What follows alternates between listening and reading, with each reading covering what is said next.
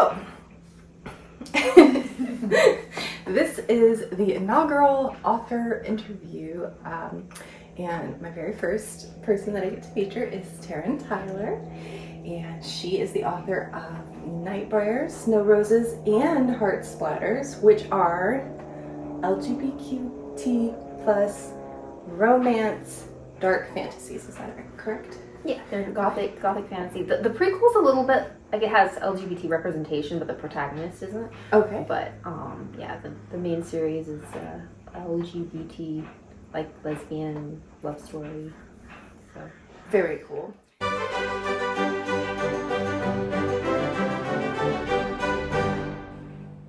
Hello again, artisans and art fans. My name is Bethel, and I am on a journey to becoming a full-time artist and author. Today I have a special treat for you all. I am starting an interview series with other artists and authors. I interviewed author Taryn Tyler. So without further ado, let's see it. So I wanted to start by asking you, how do you like to introduce yourself? I don't. Same. Yeah. Only when forced. Yeah, just anytime I introduce myself, I'm just Taryn. I'm just chilling here. I love it. I love it. Very cool. I wanted to ask you, because I know you're participating. We're recording this in November of 2025. It will be airing at the beginning of the year. But, so you are in the middle of NaNoWriMo. Yes. How is that going? It's going a little slow. I've been calling it the challenge formerly known as NaNoWriMo because like last year there was that whole like scandal. I don't know how much you heard about that. No. So it's like there were a couple of different things going on with the organization that does the NaNoWriMo, like the website and stuff. Like they, I guess, weren't being good at monitoring their chat rooms, and some stuff happened in there that wasn't cool. That they weren't like keeping an eye on it. And like, and then they were advocating, I think it was ChatGPT or something else like that, that they were like, this is their sponsor, and people were like, that's not in the spirit of this. No. And so like last year everyone was like, no NaNoWriMo. So now the organization doesn't exist anymore. And so people are like kind of taking back the NaNoWriMo word. Because like most people didn't even, I never signed up for the website to use it. Yeah. Like you just, you know that it's November, it's not National Novel Writing Month. But yeah, this year it's going pretty good. I've had a lot of like there's like a lull right before the holidays and like pet sitting, which is what I do for my actual money. So like I've had a nice like chance to like take advantage of that. Nice. But I try not to put too much pressure to like actually finish the whole thing, just because it's the point for me at least is just to be involved with the community and be like, let's like channel this momentum together, not necessarily like hit the goal. It inspires me to do more than I would otherwise, but that makes total sense. Were any of these other ones, like, did you work on them during NaNoWriMo? I think I've worked on all of them during NaNoWriMo, like at various stages. Okay. But like I said, like my version of Nano is always, what process am I in right now in the book?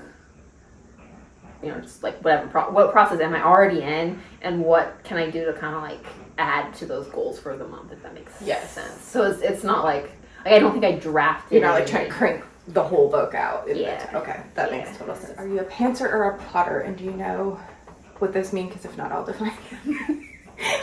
Maybe I should define them. Should I define them for the YouTube people who might not know? Regardless. Okay, so the plotters are the people who already know their plot, right? Mm-hmm. And then they are just kind of like writing it out. And the pantsers are the people who just kind of like, let's sit down and see what happens. So which group do you fall in? I sort of believe that no one's pure one or the other. Kind of like I don't believe anyone's, like I think everyone's somewhere on the bi spectrum. It's my personal opinion. But like I think everyone's somewhere on the spectrum between pantser. Everything's spectrum, right? Yeah. Yes. But like I would lean heavily towards pantser. Okay. Like my process is, it'll vary a little bit from book to book, but like my usual process would be that I know how it's going to end. I can't start it without having at least an idea of like what the emotional journey is going to be or what the big climax is going to be. But then rather than a traditional outline, I make a playlist with a song for each chapter that outlines the emotional journey I want the character to go on. Yeah, so then it's like it's not the actual steps to how it gets there I'm gonna discover as I go. Okay. But then that way I have a little bit of a guide where I'm just like, all right, I'm not jumping into the next chapter being like, I have no idea where to go. Yes. I'm just like, okay, this is the meet cute song. This is the like, okay, we're establishing this character song. This is the we're really digging into this character's motive song. This is the song where they're coming together. This is the song where there's the conflict. Like and so I'll move through it that way. So then I don't feel like completely lost.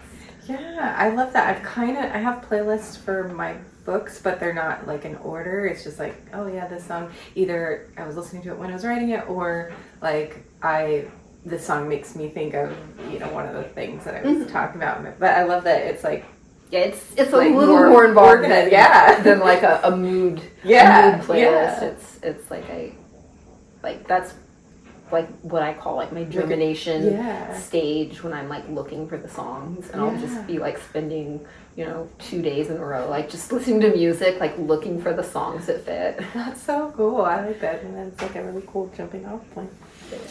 What do your fans say about your books and writing style? I don't know if I've ever thought of myself as having fans. Well, I have readers. No, I do have readers, and I get feedback from my books. But like the idea of thinking of them as fans, it's like you don't want to think about them throwing their underwear at you. Oh God, I hope not. Well, you know what I mean. Okay, well let's say reader. Yes. Sorry, semantics. I don't know. I think what readers say different things. Like maybe an overarching thing is that like I really do take them on an emotional journey, which I'm always very honored to hear. Yeah, that's what I want. Like that's when I read, that's what I want to get out of the story. So I feel very glad that I've been able to give that to my readers. Yeah, because that's what you're going for is the emotional journey, and it sounds like you're nailing it. So that's awesome. Yeah. Speaking of a larger community, not just to readers, how important is community, especially like because you mentioned doing the NaNoWriMo and things like that? How important is community to your writing for you?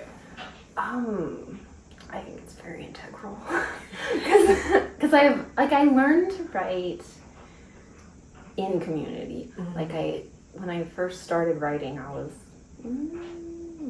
12, 13, and I just wanted something to do with my friends. My mom made me a little clubhouse.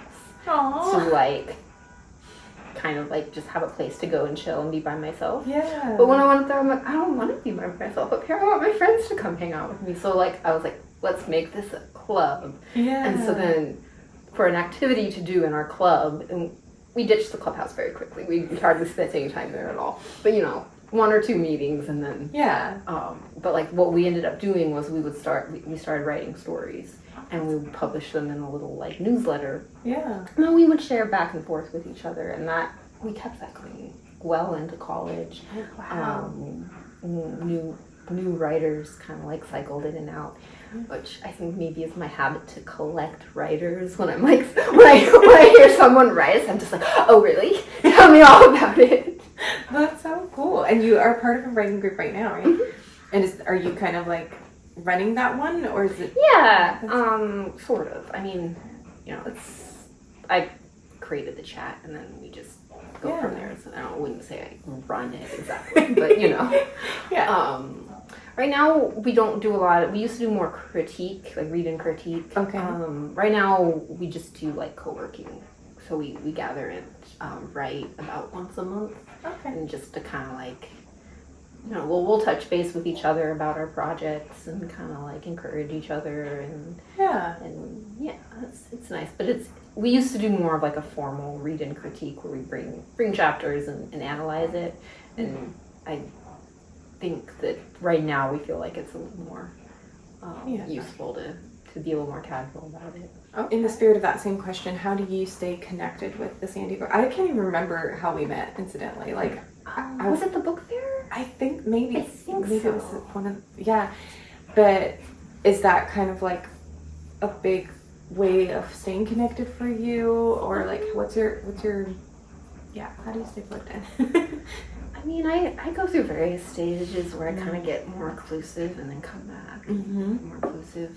I mean, Instagram's always a good way to kind of keep in touch with what's going on with other writers. I haven't been out to them in a while, but I used to really enjoy going to poetry readings. Okay. To listen and sometimes share my work, but sometimes just listen and be a part of the community. I wanted to ask you a little bit about your poetry also, because you haven't published a collection yet, but you mentioned that you do write it. And is it kind of in the same, like, or totally different from like the dark? Yes and no. I feel it's connected because like my core thesis on life is like romanticism, like literary phase romanticism, and like that era they were both like they were very into the Gothic books and the romantic poetry. Like that was like there was romantic art too, but like the poetry is really what you think of when you think of the romantic era.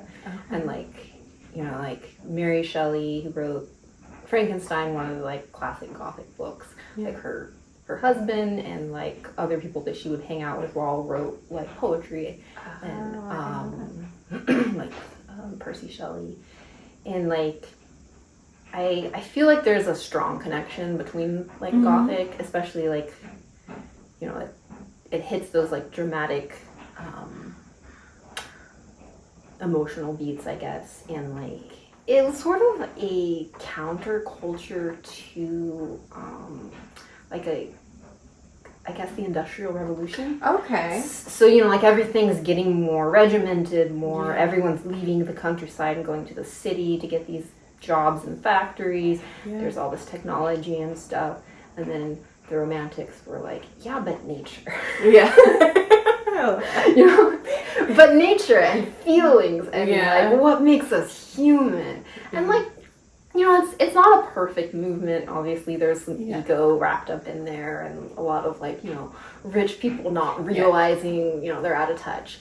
But like I still like see a lot of value in that, more of a sense of being in touch with nature and your emotions, and like there's also like a lot of like standing up against oppression and that kind of stuff. Like the Romantics were very supportive of like the French Revolution, which was going on at that time, and that kind of thing. So like it's a era of literature that really resonates with me. Okay. So in that way, I do feel that the poetry is connected to the books I write, the fiction books I write, but like they're not like Gothic poems or anything like that. Which might be why I haven't got around to publishing a collection, because it's like it feels a little more separate. Okay.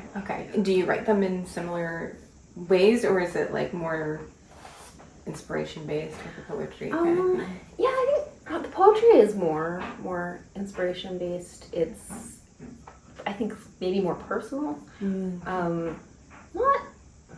Not more personal as in I don't have as much of an emotional, or I have more of an emotional attachment to it, but like when I'm writing a novel, because it's such a long, labor of love, I have a concept of an audience for it. I don't really think about an audience when I'm writing poems. I'm thinking about, I have this feeling and I want to explore it for myself and get it out so I can see what that looks like. So it's, in that way, it's more like for me, but that doesn't mean I don't share it if I think they're good, but no, that makes total sense.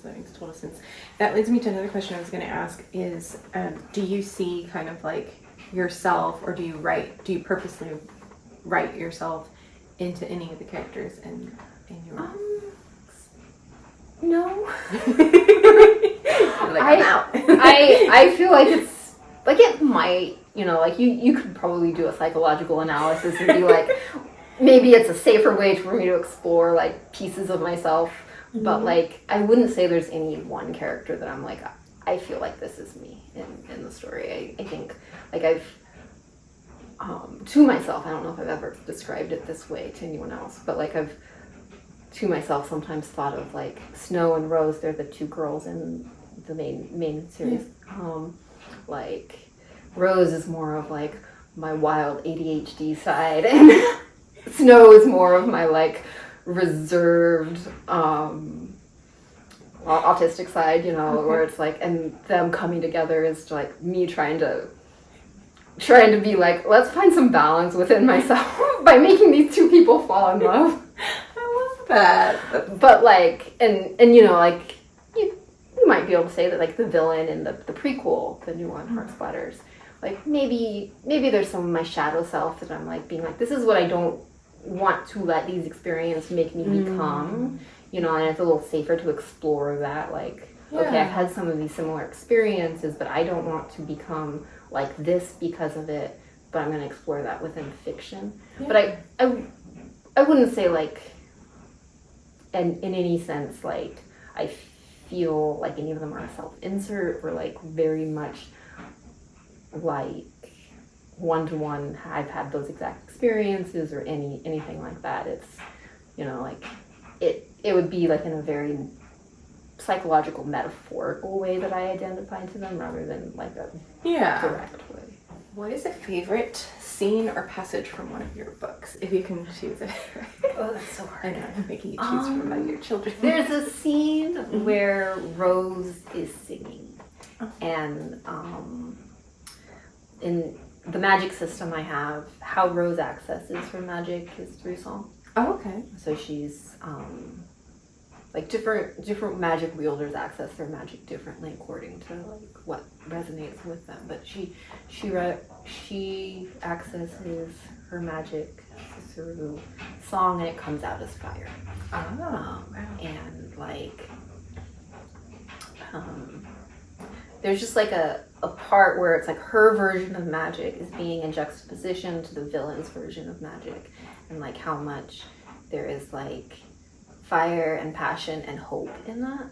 Okay. And so like every time I sign a copy of Snow Roses, I always say like, keep singing your song, because I feel like that's like, I just feel like that's, I don't know about the message of the book, but like maybe it's thrumming heart, where it's like, this is like, I want people to feel empowered to do that and like keep singing even when it's in despair. I love that. That's beautiful. I wanted to ask you, what is the hardest part about writing for you? People reading it? I shouldn't say that. I want people to read it, but I do often get like nervous about like what the reaction is going to be. Okay. Like, like there's that. I want you to love it, but also like there's a sense of like exposure. Yeah. Even though like I just said, like it's not one-to-one me, but there's still pieces of my soul in there, all scrambled around. Yeah. And like I disguised it a lot, but it's still there. So there's the fear of rejection, but also just, I mean, I guess a fear of being seen is in a sense a fear of rejection. Yeah. Yeah. You're afraid people will see the real you and hate it. Yeah. Yeah. That makes total sense. Yeah. That makes total sense. What about the publishing side? That's definitely not my favorite part. Yeah, I think as far as like the nuts and bolts of like getting the books out there, dealing with computers is probably my least favorite part. Yes. It seems like they always don't work, and they're always changing, and all the programs are changing, and it doesn't help that I tend to take a long time with books, so it'll be like 5 or 6 years between. Yeah, it'll be like 5 or 6 years between books, and so then like I knew how to format and publish a book in Amazon 6 years ago, but now everything's changed, and I have to relearn it like every time. So frustrating. So Okay, what about the flip side? What do you find most rewarding about writing and publishing? Getting lost in a world.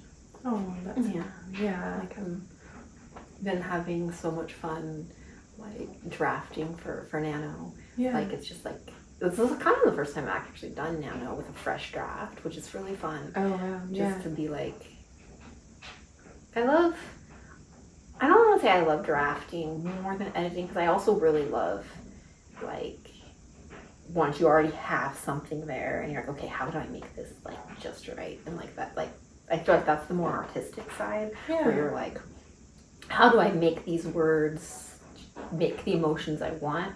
But drafting is when I get to tell the story to myself. Okay. And like, that's fun, because I don't know what's gonna happen. Yeah. Like I don't want to say too much about the one I'm drafting, but like, yeah, I want to see how it's gonna turn out. Yeah, the discovery. That's so fun. That's true. And what about the marketing side of things? How do you approach that? Marketing is hard. It is. I try to approach marketing with the idea that, first of all, I'm not ever trying to push my books on anyone.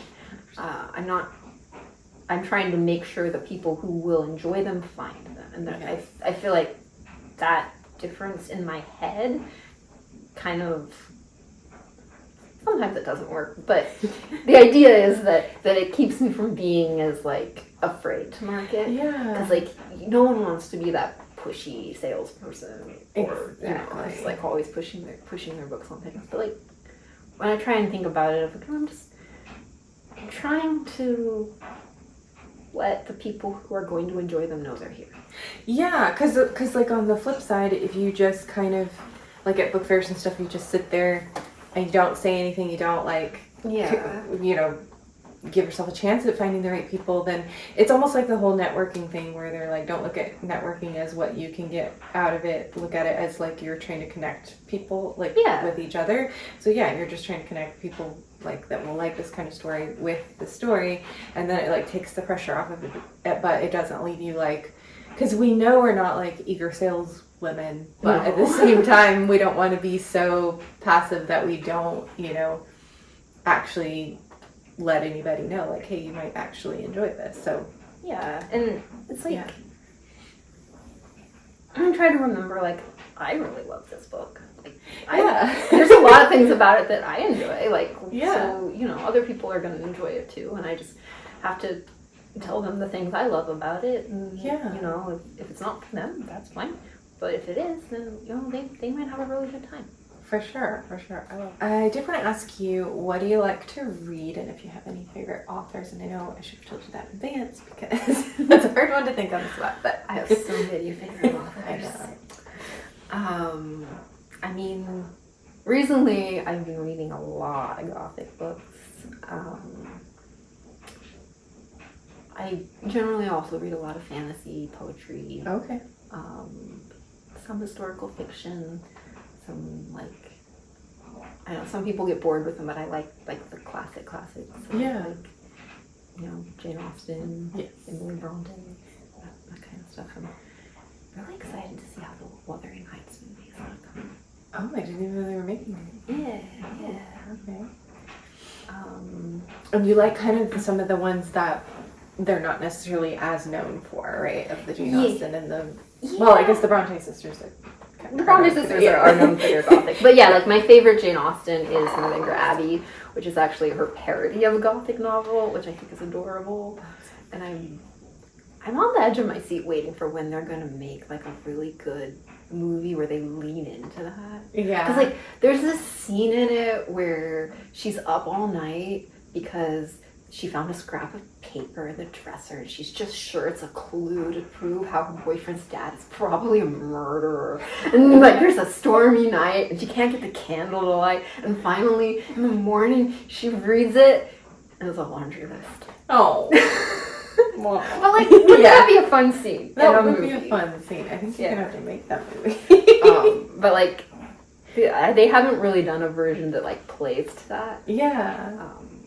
But I really love Angela Carter. Okay. I've been you know, a huge Angela Carter kick the last couple of years.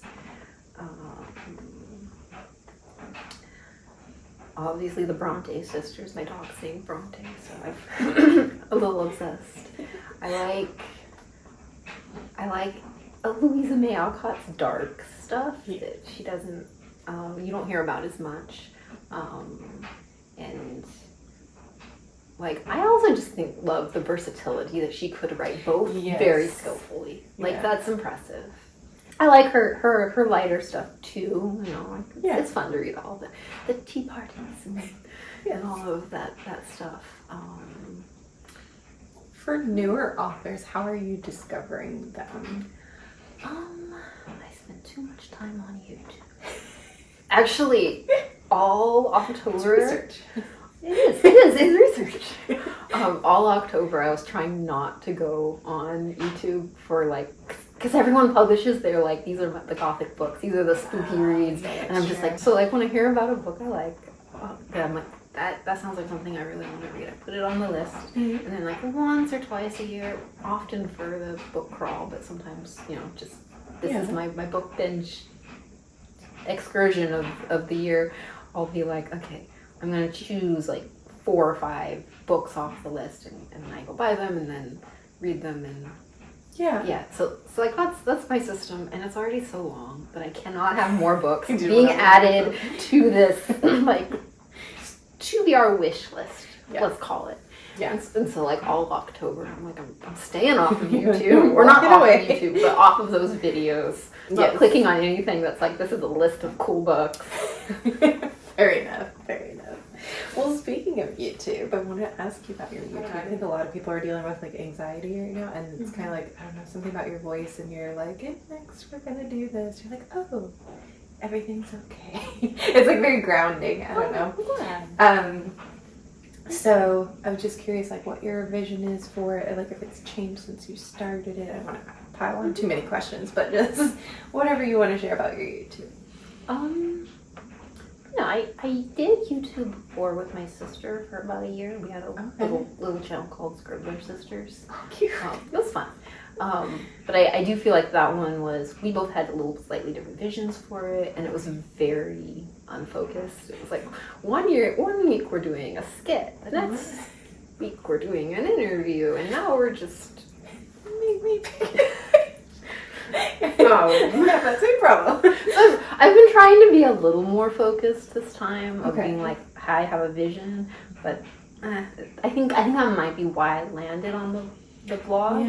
Because it kind of allows you to be a little more like, because your day is your day. It's whatever you do. So like, sometimes I like to talk about cool books I read, and sometimes, like I did a couple months ago, like a deep dive in Frankenstein, and that's a lot of the kind of YouTube I like to consume, like those like long, in-depth analysis. But there's so much work. I know I can't do them consistently. It's not gonna happen.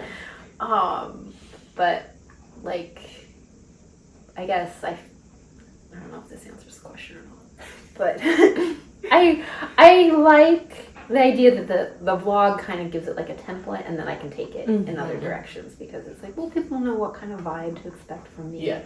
And then, you know, I might be talking about books or movies, or maybe some writing, or like a little bit of like baking and gardening, which are some other hobbies I've been really into, and like just kind of keep it more casual. Because like you said, like a lot of the YouTubers that I listen to, because I walk dogs for a living, so I like to have something in my ear. And so like anyone who does, or not anyone, but like a lot of the YouTubers I consume a lot of, do those like long casual vlogs that like, it's just like company. It's just some company for an hour, 20 minutes or whatever, and it's not like you're trying to necessarily learn something from them, although sometimes you do, and it's not like they need to be like super sparkly and like entertaining or anything. It's just like, let's put on some company while I walk. And it's interesting because I think some people I watch because I'm like, ooh, I want to be like you, and other people I'm like, it's more of a like, I want to see how other people are doing life, almost, you know, like, how are other people living life? It's nice to get like a little window into other people's lives, and sometimes, especially if, I mean, I'm not very good at being a lot vulnerable online, but like, you know, if they're like going, I'm struggling with this, and you're like, oh, I struggle with that. Okay, that's cool. I'm not cool, but you know what I mean. Like, yeah, even like the marigold thing. Like, I got some marigold seeds recently, and I was like, I could probably grow marigolds. they grew Taryn, make it work. Maybe I can make it work. Well, if I can grow it, you can grow it, because I kill everything. Well, how do you approach, like, Instagram and do you approach them differently from YouTube? Since YouTube is that kind of, like, it allows for that longer form. Mm-hmm. So how do you approach Instagram and TikTok? Are you kind of doing what you think your audience wants, or are you kind of like when the mood hits posting, or are you trying to do the consistency thing? Like, what's your approach to those?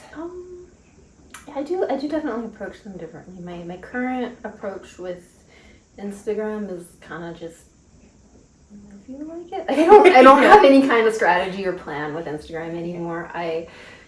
Which might make it kind of unfocused, and sometimes I'm like, just like, this is a cool night I had with my partner the other night when we went out and saw a D&D thing, and then the next time I'm just like, this is a carefully made post about, you know, this book that I read or something, and sometimes I'll go months without posting anything, and sometimes I'll post every week, and there is no rhyme or reason to that.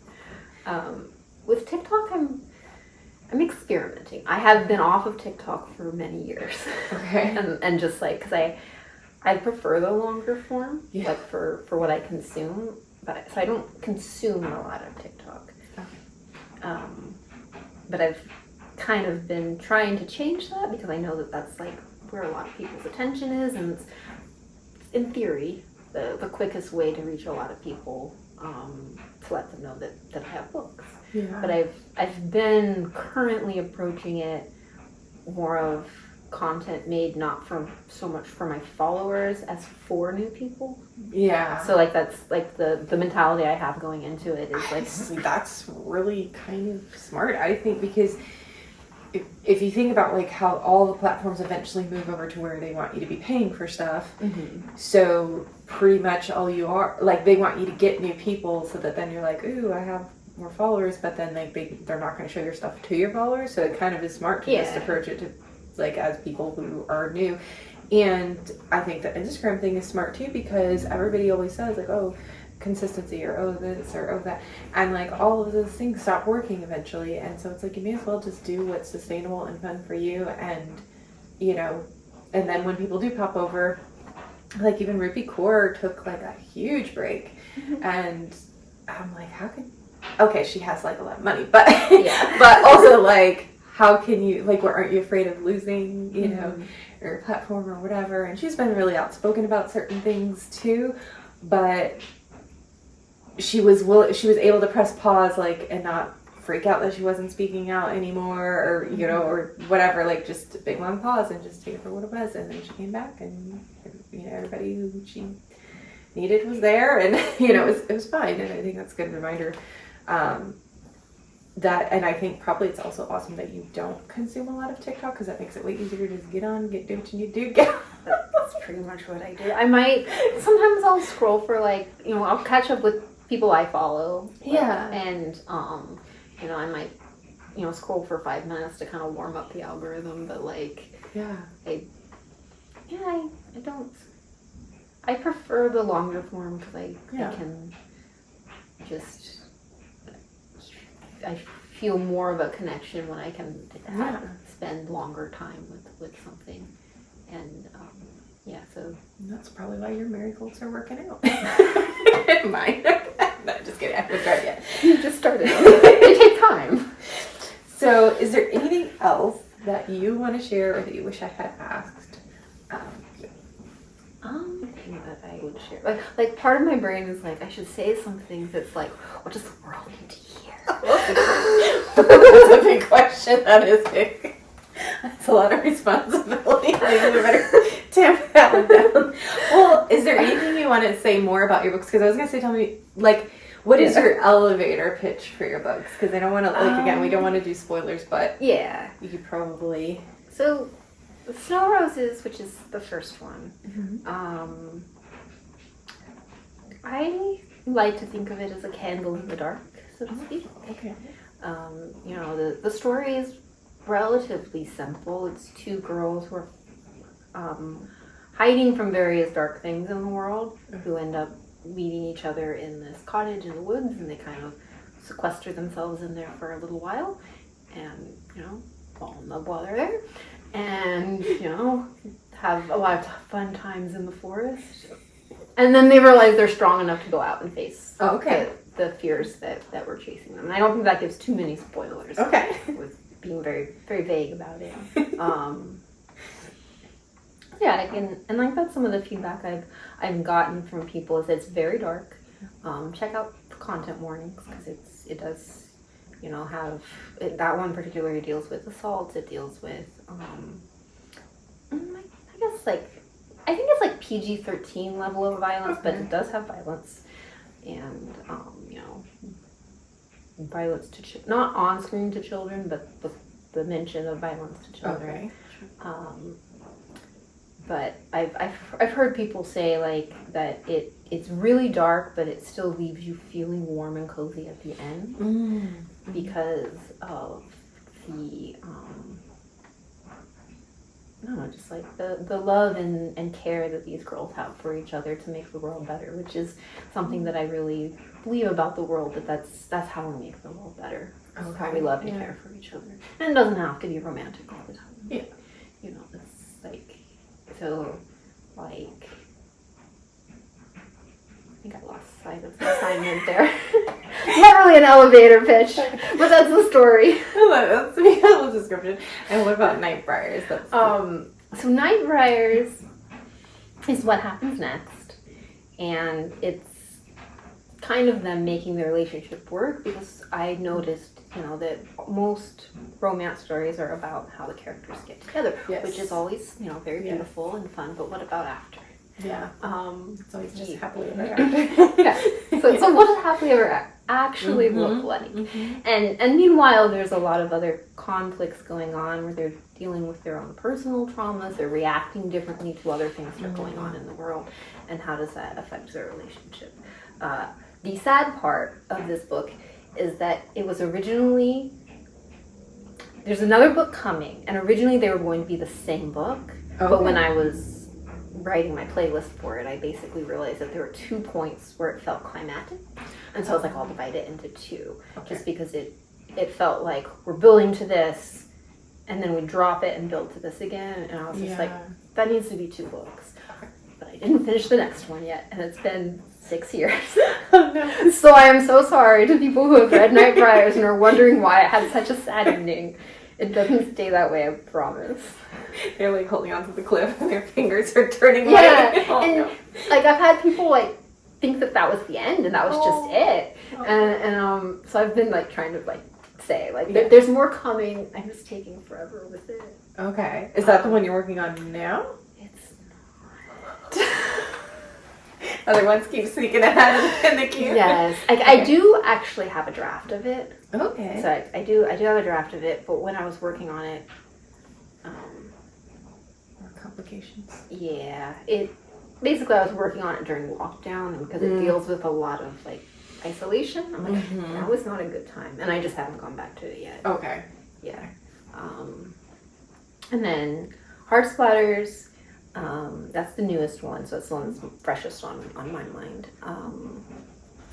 It's a little hard to pitch. The simple pitch is it's a villain origin story of the villain from this book, and it's about essentially the evil queen from Snow White, and why she thinks it's so important to be the fairest of them all. And so in that, I kind of explore a lot of the misogyny that kind of makes us feel like we have to be beautiful and that's our only value, and what experiences, life experience, contribute to that over time. And it largely depicts a very, I would say, emotionally abusive relationship with this lord who is very dismissive of her, and like she's just trying to be good enough for him all the time. I think the reason it's a little bit hard to pitch like quickly is because like there's two things going on at once. On the one hand, we're exploring like why, like it's a villain origin story, like why is someone making these poor choices? Yeah. Because she's, you know, it has like that Macbeth spiral where it starts where she's making one bad choice and then she just keeps making more and more until at the end you're just like, I can't root for you anymore. But on the other hand, it's also exploring like some of these like feminist themes of like, you know, what, like it's hard to be a woman, basically.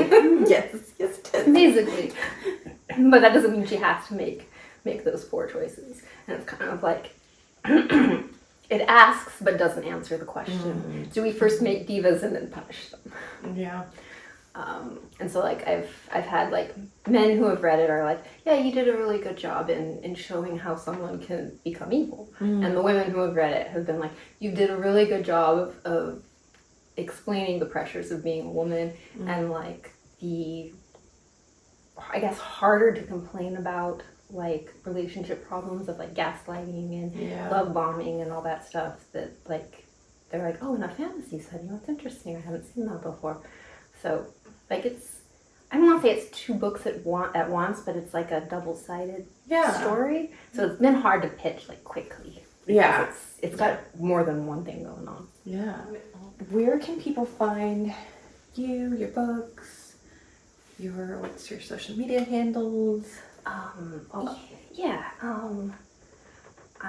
am Taryn Tyler author on Instagram. On YouTube, I am, it was Ink Spills. I think I changed it to Taryn Tyler's Ink Spills just to make it easier for people. Searching specifically like for you. Yeah, for easier for people to find me. But yeah, it's Taryn Tyler's Ink Spills. I think TikTok is also Taryn Tyler author. And then I have my website, which is just Taryn Tyler. Nice. Yeah. And you do send out a newsletter? Yes, I do send out a newsletter, and right now we're mostly doing our like character journals of my D&D campaign. So it's mostly, you'll find that, and you'll find a lot of like book recommendations and like, you know, just updates on appearances and stuff. Very cool. About how often does that go out if people are interested? I try to do it once a month. Sometimes I'll skip, but the goal is once a month. Yeah. Well, thank you so much for hanging out and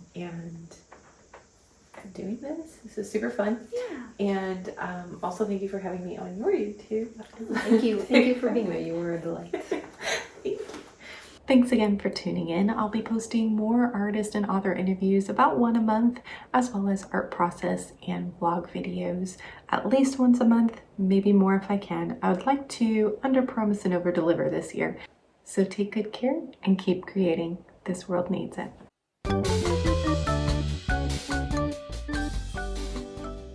Let's just see. Alright, so let me not lean in because this is how we're leaving. La la la la la. La la la. I'm gonna cut right here because I just want to make, because I'm like paranoid that maybe I didn't hit it, All good. and I would like to make sure that I did. All good.